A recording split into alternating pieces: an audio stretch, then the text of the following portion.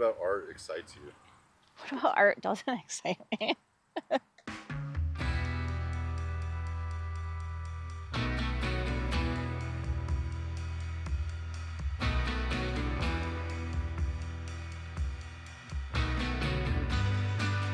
think it's such a unique expression of all different kinds of humans. Everybody's art can just be so vastly different, even if it's in the same medium, even if it's in the same umbrella of concept. A person can look at an object and paint it. They look at the same object and you could have, 10 paintings of that object be totally different, or photographs. I'm intrigued by the way our brains process things and the way that comes out in art. I just think it's such a unique way of expression, and it can be evolving and changing. It can incorporate different crafts. It can incorporate different mediums. There's just really no end to what you can do with art. My name is Jenny Bauer. I'm a metal engraver from Traverse City, Michigan.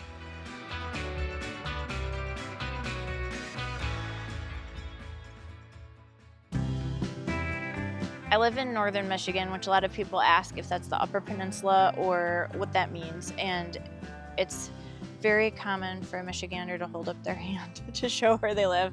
So I live in the upper part of the Mitten in Traverse City, Michigan, which is close to Lake Michigan. And what I love about it here is the summertime. It's unseasonably hot here today, a little bit more than normal. But I love spending time outside. I love going to the beach. I love taking walks. I live on a little farm, so I love coming out here, being under the trees. Essentially, I carve out metal using a sharp blade called a graver and actually remove it from a piece. So it leaves a cut in the metal versus etching or stamping where the metal surface isn't actually cut into. With engraving, you actually see a bright line where the metal was cut. I like to engrave in brass and bronze the most because they're soft and it just leaves a beautiful cut. But I do engrave other metals like stainless steel, copper, and aluminum, and some sterling and gold. I started engraving jewelry, and now I've kind of found a niche market with engraving hand tools from woodworkers. So I engrave a lot of hand planes, tape measures, hammers, trammel points, any type of tool that a woodworker might use, especially things that are brass and bronze.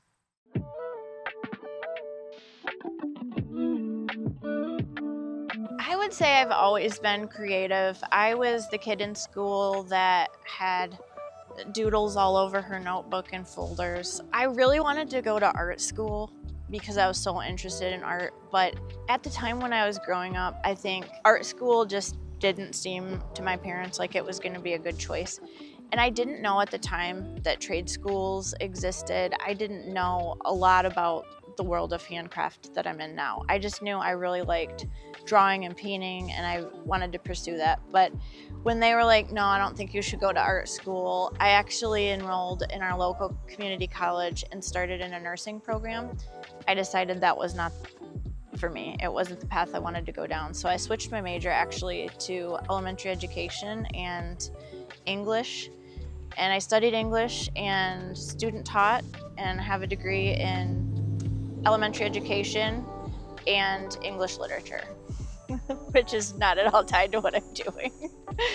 So my last year of college, I met and married. My husband at the time had his own business in clock repair, and I decided to work alongside him with his business, and I did a little substitute teaching. But after that, I didn't teach anymore. I just tried to help him grow his business, which was on our property. A lot of the clocks that my husband worked on had different engravings on them, and he said in passing one day, hey, have you ever thought about engraving? I think you would be good at it. So I decided to order some basic engraving tools and give it a try. And it was really frustrating at first because I had no idea what I was doing. But I enjoyed doing calligraphy and swirly lines and different designs. So I started by practicing letters, and I made a lot of silver pendants because silver was really soft and easy to cut. And so it was kind of at that point I started experimenting on other metal surfaces. And then a couple people said to me, hey, have you ever shown your work on Instagram? And I had no idea what Instagram was. And they explained it to me and said, I think if people could see what you're doing and see that human hands are doing this and it's not a machine, it would be really interesting to people.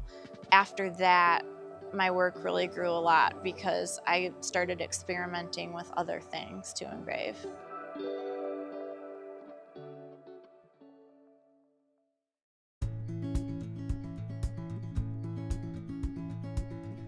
Now, I'm divorced, so we'll just start with that.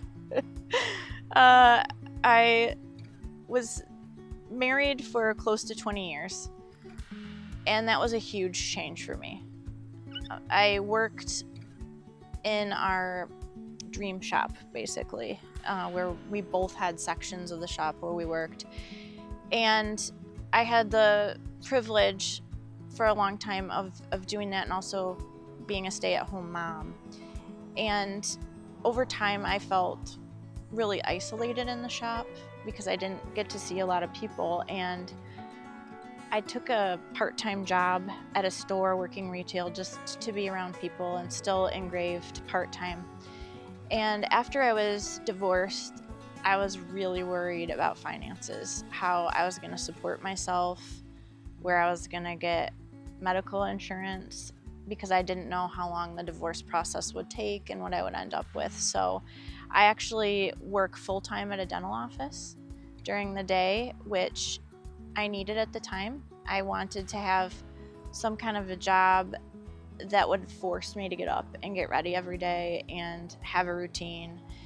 And I still kept taking engraving orders during that time and moved my setup accordingly through some rental houses.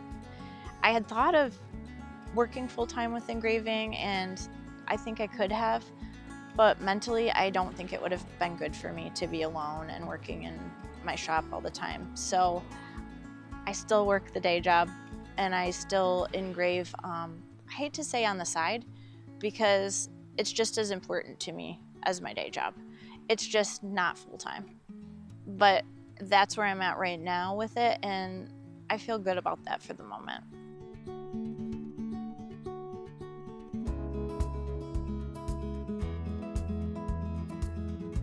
Most of my work now comes honestly through Instagram. I've been able to gain a decent following there and also meet a lot of friends and network within the maker community.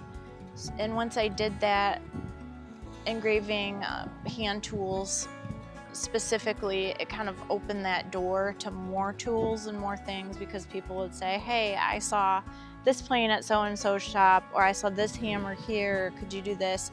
So now a lot of people contact me through Instagram or through my website. Primarily, I'm just doing custom work.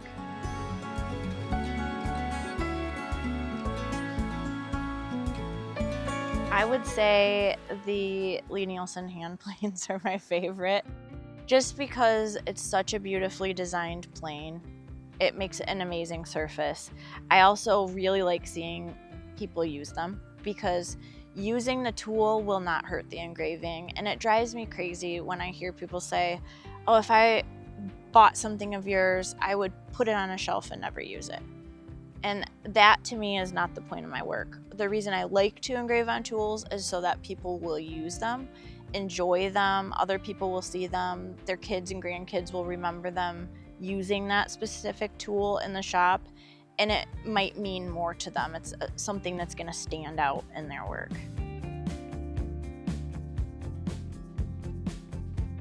One of the stories that stands out is engraving a hand plane for my now good friend, Greg Pennington.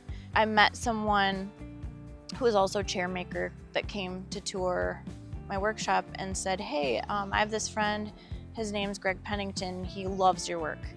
And he really, really, really wants to have one of his tools engraved by you.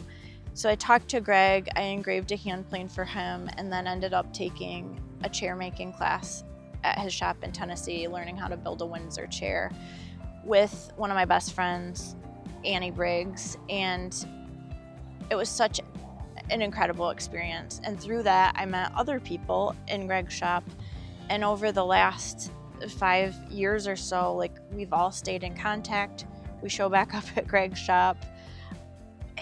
It's just something I never thought would happen by engraving a tool, that it would build a friendship, which led to another friendship, to another friendship.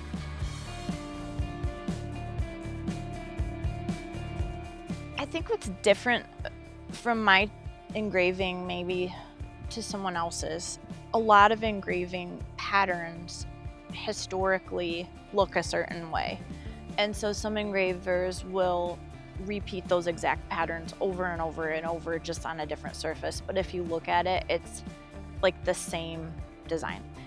And I noticed that really quickly when I was looking at engraving, and that did not appeal to me. So I have always drawn my own designs.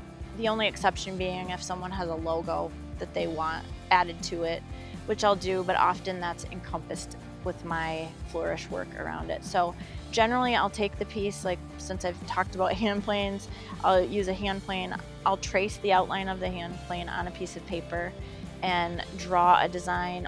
Or sometimes I'll just take a Sharpie marker and I will draw the design directly onto the piece. Or I have a really sharp point scribe where I will scribe out an outline. I don't typically like to just sit down freehand with a blank slate, and I think that surprises people. But if you look at a painter with a canvas, a lot of times they outline the figure that they're going to paint. They do underpainting. There's all these layers, and a lot of times there might be a photograph that they take to set up the look of that painting, or a pencil sketch first.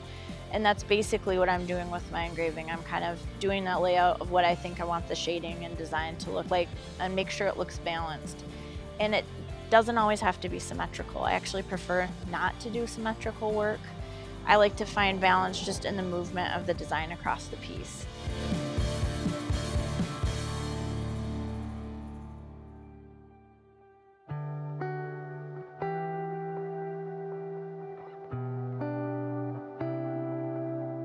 Having a comfortable workspace is so important. I'll reference our friend Greg Pennington again, the chair maker. There's something Greg talks about a lot in chair making, and that's raking light. And that's a natural light that comes in where you can see the flaws in the woodwork and know where you need to reshape, recut. And it's very similar with engraving. I like to work when there's daylight coming in across the piece rather than using lamps and other lighting on the piece, because you really get a good grasp of the surface and what the cuts look like. And it also helps for me to have a very peaceful environment, because my engravings are so intricate. I have to be really, really focused. So I use a microscope. A lot of times I'll have a window open with a breeze coming through. I'll listen often to a podcast or quiet music. I mean, I have been known to blast some rap and rock and roll too, but I do like to have it be like a quiet space where I can really be calm and focused and feel relaxed in order to start working. As far as coming up with a space that's comfortable to work, my section of the shop was honestly bigger than the rental house I just came from. So I could do anything I wanted.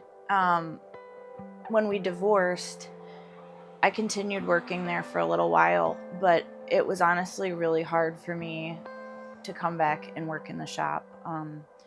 It didn't feel like mine.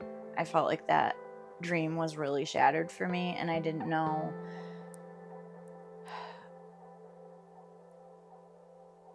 so emotional. I didn't know how I would find a space at a rental house to be creative. And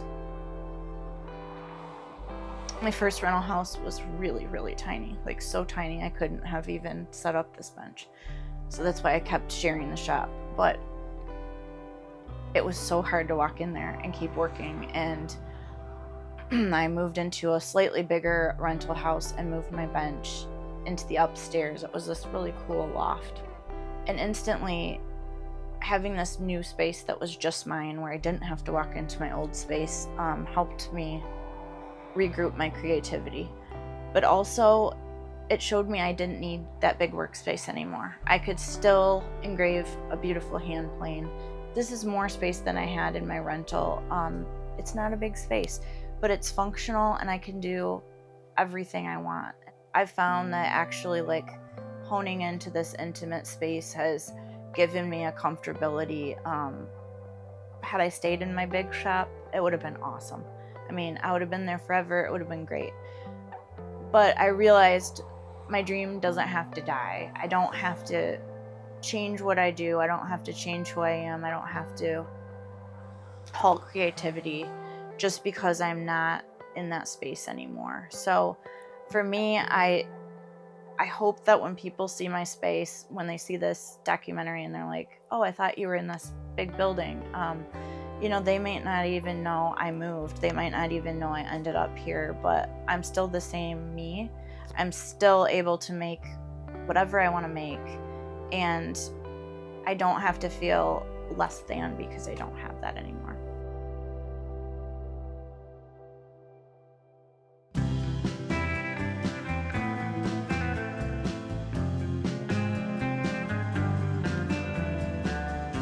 We're in Wilson's Antiques, where my best friend Hillary and I have a booth that we've dreamed about since we were kids. We've always wanted an antique store booth, so here we are. I love vintage things. Some of what I've engraved include old blocks, old tools, anything old metal. And I grew up liking antiques. I would go thrifting with my mom, go to garage sales, and started accumulating things throughout my life. So a lot of the things I have here are actually things I've had since I was a kid. Hillary and I met through a job at a ladies' consignment store and realized we had a love for vintage. And we started setting up photo shoots for the store, which led to us having our own Instagram page where we dress up in vintage clothes and do vintage-inspired photo shoots, pretending that we're in magazines. I do find this to be another outlet for my creativity because I think in another life, my dream job would be staging sets for movies and television. So my house actually looks very much like a movie set. It's very out of Mad Men.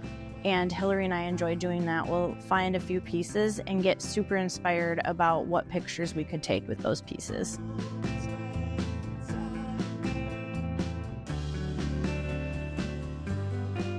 I think my work has been influenced by other makers in a few different ways. Number one, having makers ask me, can you engrave this for me, especially if it's something I haven't worked on before. That has stretched the scope of what I engrave. Also, being able to work with a man like Chris Schwartz from Lost Art Press is really cool because he's had a couple of tools that he had me engrave, like a commemorative run of hammers. Those were all hand engraved. I also designed some engraving for tools.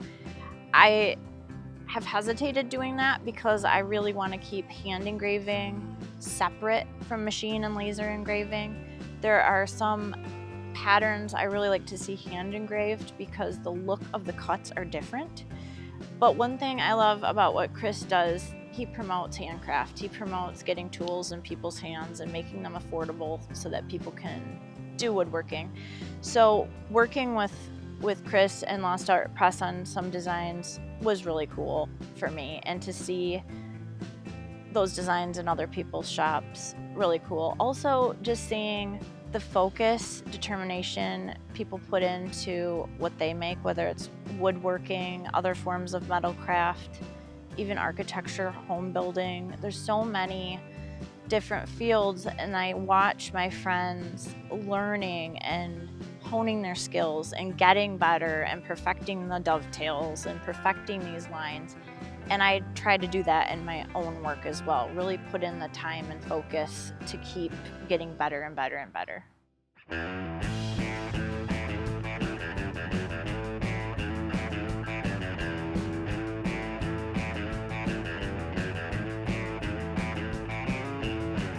I have a 14-year-old daughter. Her name is Malin.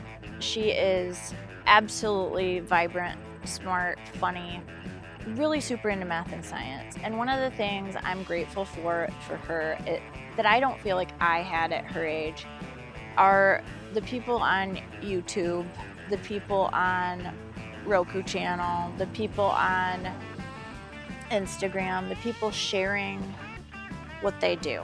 And I'm specifically talking people who work with their hands, people in trades.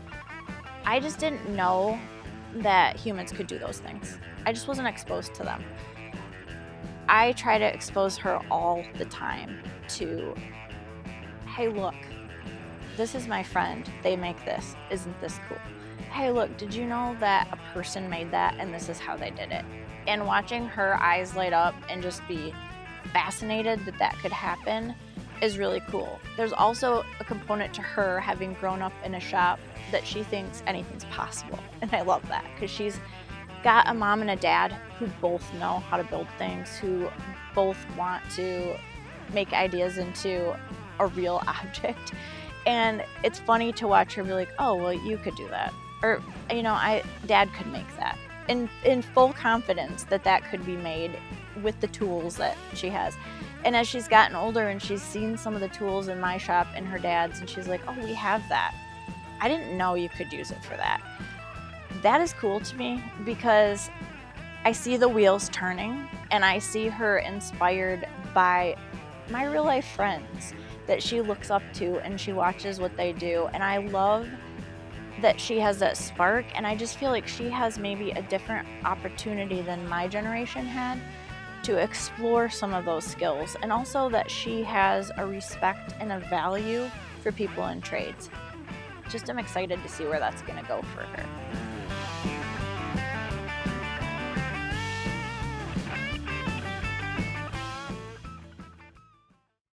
I think a lot of my support has come from other friends who are makers. I remember the first hand plane I ever did was for Izzy Swan, who's a big YouTube presence, also a really seasoned, fine woodworker, and a lot of people don't know that. And Izzy wanted me to engrave this custom plane that he had made by Tony from Hillview Woodworking, and I said no, absolutely not. Like, that is a really cool, expensive plane. I'm not gonna do it. And he said, why not? And I said, because I could slip and gouge this and ruin it, because that is one of the risks every single time you engrave, is a slip of the hand where you have a line go off that you weren't intending on, or a gouge or anything. And Izzy's like, well, if you do, I'll just get another one.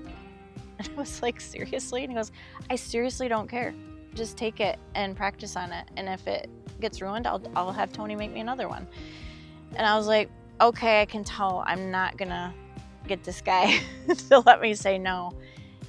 That plane turned out amazing. It was like the most wild and intricate thing I had done up until that point. And having his confidence in me and the willingness to say, I don't care if you ruin it, just gave me a freedom to just try it and see what happened. And after that, I ended up doing, I don't even know how many hand planes I've engraved.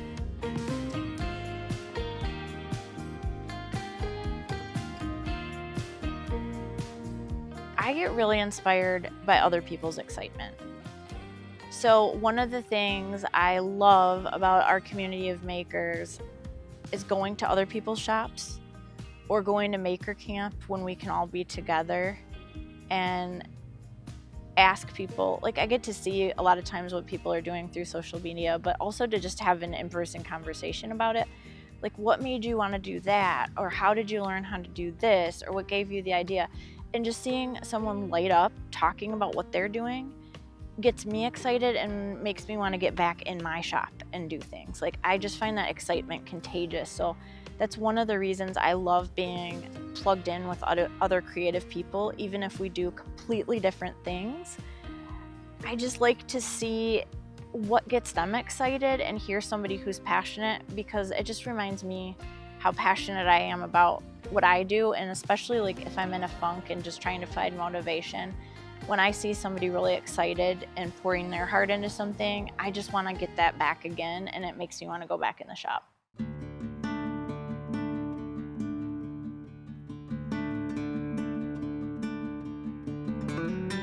Talking about the future now is very interesting because I was married for a long span of time. Our relationship was over 20 years between dating and marriage. And when you're in that, and there's, getting married, having kids, building the workshop, doing all these things, there's always all these goals and things I thought were gonna happen. And then when I got divorced, I had no idea where I was gonna live. Like, no idea. I was so afraid. I didn't know how I was gonna afford rent. I didn't know where I was gonna work. I had no idea if I was gonna be able to ever buy a house again. So my future became literally day by day. Like, today I need to do this. Today I need to do this. And it day by day. And now I'm here on this little farm I never imagined. Never in a million thought I would have a farmhouse and a few acres of land by myself. And when I think about the future now, I don't really have hard, fast things in mind that I want to accomplish or do. I just want to enjoy life so much. I'm 44. I feel like the old adage of the older you get, the time goes faster. It really does. And I just don't want to spend my time on things that aren't meaningful. So my future, I hope, is on things that are meaningful. Spending time with my friends, not being afraid to put work aside sometimes because someone wants to talk, not feeling like I have to do all these other things. I just want to be present in the moment. I also want to be present in my projects. I want to keep learning. I hope I never stop engraving and never stop making things. I don't know why I would, but if something happened and I couldn't engrave anymore, I think I'd always be creative. So I guess I look to the future hoping I'll grow as a person, I'll grow as an artist, and also as a friend. I want to have my friends and family know that they're valuable to me and that I'm investing in things and people that are lasting and important. I think nowadays so many things are done by machine. I think there's a lot of skill that goes into programming machines, learning how they work. I think machines can be really, really good tools for certain projects. There's certain engravings that I tell people, your idea for what this is probably going to be better machine engraved or laser engraved because you're going to get that perfection that you want. On the flip side of that, I think because things are so machined and so computerized, we lose touch with the human ability to do things, and I am fascinated by that. I am absolutely fascinated by metal shaping. I am a huge, huge, huge car nerd. I love watching coach-built cars be made. I'm wearing a shirt of my friend Rod Emery. He shapes Porsche bodies with hammers and English wheels and power hammers. And I've been in his shop and I've watched these guys shape this metal to perfection, to where it is smooth and it is so beautiful without paint on it. And that is a skill set that just blows my mind. I feel the same way about hand engraving. I want to keep seeing things hand engraved. The imperfections, the twists of the line, the beveled edge of a cut that you can get that you don't get from a machine. There's just something that feels different about something that is done with your hands. So I think it's so important to keep teaching those skills, demonstrating those skills, making things, and allowing people to know you're doing it. These are your two biggest tools right here. It's not having the best equipment. It's not having the biggest shop. It's using these the best way you can. And I don't want to cry because this instantly makes me feel emotional. I think without working as an artist, I don't think I would have found my sense of self in the same way. I was feeling so lonely and so isolated in my home life that the more I grew with my work with engraving, the more I connected with people from social media. I made such strong friendships, friends for life. I have really been able to build confidence in myself through this. When I started, I was such a perfectionist and terrified of making mistakes. I did not want to share my work because I wasn't at the same level as professionally trained engravers. Why would I want to show my work? And I realized showing and sharing my work allowed me to say, hey, I'm learning, and to take the fear out of failure a little bit. So if I failed at something, maybe I could share, hey, this project didn't work, whether it was something I was doing with engraving or something I was doing with a DIY project, whatever. It helped me just not be as afraid of trying new things and exploring other fields of handcraft as well. I think it's just enriched me so much as a person and helped me develop a confidence I don't think I would have otherwise had. I don't think an artist ever really stops being an artist. I think it's something in your mind. It's the way you see the world. It's the way your brain processes. I don't ever want to lose that. I always want to be absorbed in observing what's around me. I want to think about ways I can recreate things that inspire me, whether it's painting a picture of a place I went to or putting movement into an engraving because I saw the willow trees moving and I just loved how the leaves looked, and mimicking that in something I make. I don't think the artist in me will ever die, and if I got to a point where I couldn't create art with my hands, I would hope I would always be appreciative of art and see art in everything around me. I think that is what being an artist is all about.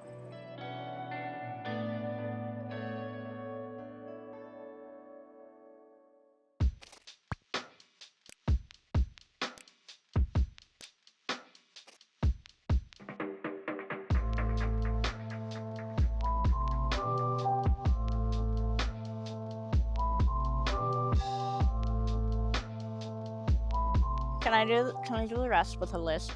Yes.